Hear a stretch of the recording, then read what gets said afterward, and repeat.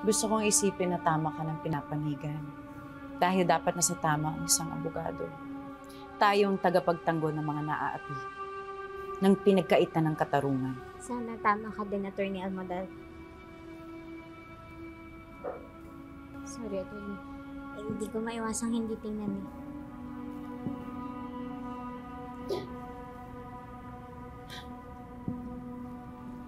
Sa bagay, what's the point of hiding it kung nakita mo na? Kahit anong lakas ko, ang hirap. Minsan gusto kong kumawala, makalimot. Madalas napapasobra ata. I'm sorry, Attorney.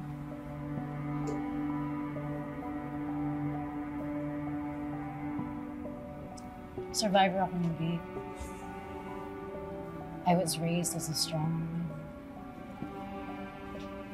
One of the boys pa nga.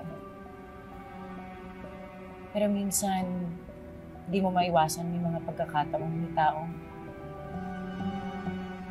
kahit anong iwas at laban mo.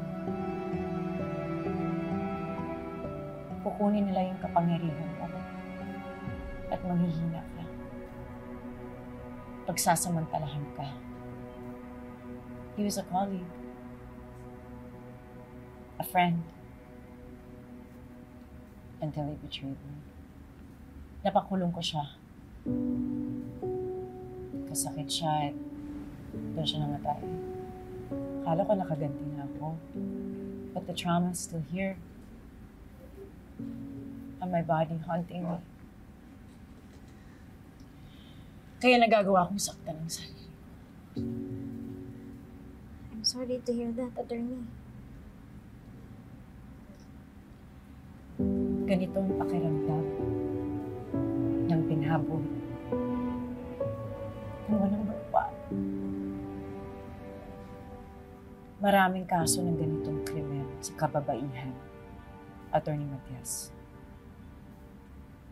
At isa lang ako na kahit nahusgahan ako sa hukuman, araw-araw pa rin ako nakikipaglaban.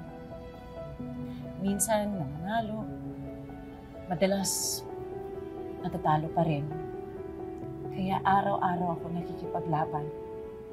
Dahil gusto kong panugutin yung mga walang hiyang lalaking binaboy ang karapatan ng mga kababayan.